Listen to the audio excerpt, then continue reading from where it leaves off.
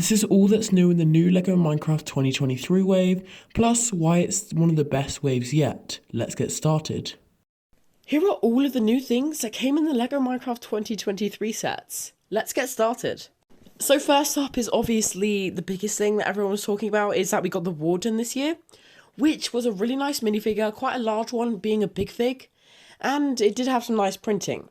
Although it did have its small problems, it was a nice minifigure and they did get the core things of the Warden in it. And they made it really nicely and did it quite well. It had a few problems such as how bright it was at the top, which isn't exactly accurate, but I still think that it's a really nice Warden minifigure and they did actually make it, so we've got to be happy for that. And as well as that, you also have the Skulk Senters and the Skulk Screechers, and they are pretty nice, using some new moulded pieces.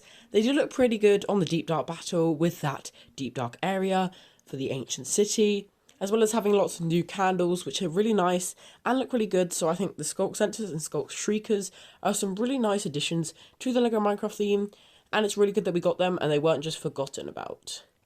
And moving on from the Deep Dark battle, we're going to move on to the Sword Outpost, which has the Alley. Now, the Alley is a new minifigure for this year, and it's a really nice one as well. It is actually based off the Alley in the game, as you probably can tell. It does feel a bit bulky, and it's quite nice, though. It's got a bit of bulk to it, I'm going to say that. And that's just so it can hold things. The reason that it's so bulky is so it can have those pieces that make it so it can hold things, which is all about the Alley. That's literally what the Alley is all about, like holding your items and giving them back to you. But if you don't really feel like making it hold anything and you just want it to look like a normal Alley, I'd say use that baby zombie skin thing and put the wings on it. It would look a lot better with the Alley. Other than the bulkiness, the print is really nice and the new head is also really cute.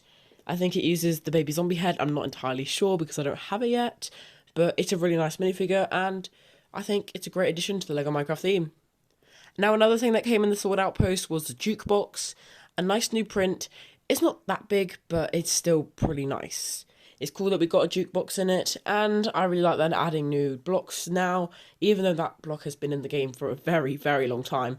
At least we did get it now, and we haven't just forgotten about it. Now, another thing that we got was the Shulker in the End Arena, which was also a really nice new minifigure.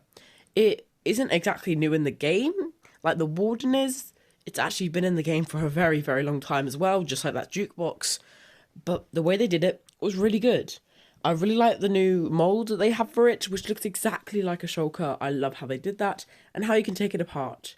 Although it can't exactly like open up properly just because we don't really have levitation powers in LEGO, I still think it's a really nice minifigure and they did it really well. The printing for the face is amazing. The moulding is absolutely insane. It's just unfortunate that it didn't come in an End City and it just came in a weird End Arena set. Not the best set of the wave, but still probably has the best minifigure of the wave, being that Shulker. I really like that minifigure. And another thing that we got was the dyed green leather armour. Coming in the Frozen Peaks, this was a really nice thing. It was really detailed and kind of looked like emerald armour, which some people thought was speculating that it meant that emerald armour was coming into the game because LEGO is in close partnership with Mojang, and they might have said that, but I don't think that's actually happening. I just think it was dyed green leather armour because LEGO wouldn't leak something that big. Although it's not emerald, I still think it's an amazing little minifig piece. The armour is amazing, and it means that we get more colours because right now all we have is the gold, the iron, the diamond, and the netherite. And we do have the old leather, but that's super rare, so it's really hard to get your hands on. So it's good that we got some new leather armour in a nice new colour, which could also lead LEGO into making some new colours in the future for leather armour, such as other colours like purple and things like that. It'd be quite cool because it'd add a lot more colour to your world. And finally, looking at the Swamp Adventure, you get the frog. The frog was a really nice minifigure. It's basically just a head, but done really well. The mould is amazing and the printing is also awesome. It has some really good printing and the mould that they did was exquisite. I really like this minifigure and I think they did it really well and it looks like it's in a pretty nice set, although it is the smallest LEGO Minecraft set of all time, which came in 2023, which is pretty impressive. So those were a lot of the things that were added in the LEGO Minecraft 2023 wave. And that was all that was new. This is why it's the best wave yet. And we can tell this just by the first sets that came out on January 1st this year. Let's talk about them. So the wave that we most recently had two mob houses. Yes, they weren't the best, but if we ignore those, we can look at what really we're looking at. We have the Frozen Peaks, the Swamp Adventure, the Deep Dark Battle, and the Sword Outpost. They're all really nice sets with some great detail in. We also got quite a few new exclusive figures and prints in them. So there's been a lot of super cool stuff coming out this year for LEGO Minecraft. Especially with the exclusive stuff such as the Alley or the Warden. Also, we got the jukebox this year, which was also really nice in the Sword Outpost. And the Sword Outpost itself is an actually really nice set and does look like it's had a lot of care to detail put into it. Now, last year wasn't the best year for LEGO. A lot of the sets weren't really that good and really did need a bit of work. I think that they could have done better that year, but they're starting to redeem themselves with this. 2022 is another video. Like I said, they've started to redeem themselves with these sets. They don't feel as lazy as the last ones, and actually have some pretty good minifigures in. Such as the Alley or the Warden. Now, I know the Warden had its small imperfections, but I feel like the fact that we did get a Warden this wave, just after the year that it came out, is pretty fast. Especially considering how fast we've got other things before.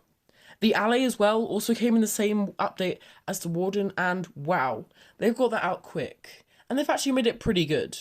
I know there was a lot of time pressure with this because they wanted to get it out as quickly as possible for the public to see in LEGO form. We were all excited to see these minifigures after the update come out, and yes, they did do really well with them.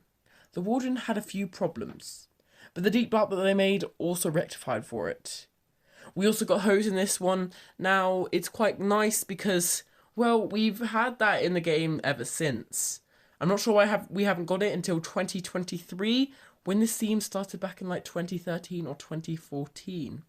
So it's taken that much time for a simple tool that's used a lot in the game to come in that was there from the beginning. But you've got to consider that at least we did get it. It could have been left for another year, but we got it in this 2023 wave. And this wave is more popular than ever before. They've got so many sales from this, with the Deep Dark Battle almost always being sold out. And you can see the popularity went up this year for LEGO Minecraft. It's one of the most popular waves, and I think that they have rectified themselves with it. The 2022 waves could have been better, and I think that people weren't the biggest fan of them. But these ones that they've made here, they're actually taking the core bits of the game, such as the Deep Dark, and creativity like the Sword Outpost, and putting it in. Also, the Frozen Peaks had that dyed green leather armour, which is also really cool because we got a new variant of armour in a set this year. There was so much new exclusive stuff for this year, and I feel like it's a really good start for this year for LEGO Minecraft. And yet there's still more planned, such as stuff to do with Iron Golem fortresses and castles, and I think those will be really cool. Although it hasn't been the biggest wave this year, with not many pieces in a lot of the sets, the highest being just over 600, it could have done a bit of work on the size, but we did get an 1,000-piece set last year, and it wasn't actually the best, so we can kind of take from that you can have a good set without a huge piece count, and you can have a not very good set with a great piece count. But you got to take into account that we got some great minifigures in those small piece counts, such as the Sword Outpost, not being the biggest in the wave, but probably being one of the best just because of the design of it, how well it was done, how much care to detail it was, and how good that sword looked. As well as having an alley and a jukebox. Like, what more could you ask for from a set for a cheap price? And that's why I think 2023 is going to be a great year for LEGO. It started off really well with some great sets that deserve a lot of attention. It's also more popular this year because of how great the sets were. The Deep Dark especially, I was very excited when I saw this one, and I think you guys must have been too. Seeing the Warden for the first time and the Deep Dark was pretty cool. The Frozen Peaks also, pretty nice set, nice armor feature, and just adding all those new things was super cool. Now, we haven't talked much about the mob houses, there's nothing really special about them.